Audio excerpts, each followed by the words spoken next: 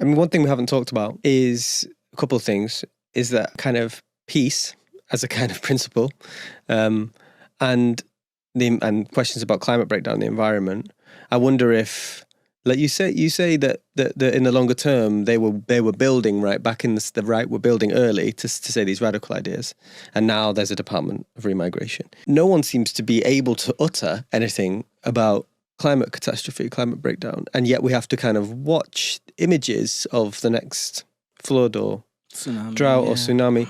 And I think that is part of the affective, the kind of emotional register in which people think the appeal of certain radical ideas that mostly seem to be going right is about the kind of collapsing of a future, in some sense that nothing makes sense anymore. So there I'm going to assert that men are men and women are women, or I'm going to assert that like Britain is for British people, or I'm going to kind of work out what that means angrily. But some of where that's coming from is something we share, which is some loss of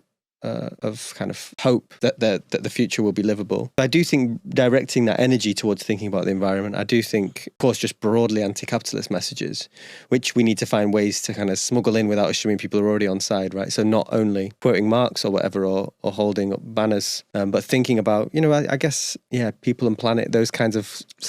things about people and planet rather than profit, or thinking about the environment and thinking about everyone's. I think as we're speaking, the more I come back to it, I think our principle has to be about a kind of concern, care, love for all human life and other kinds of life, and that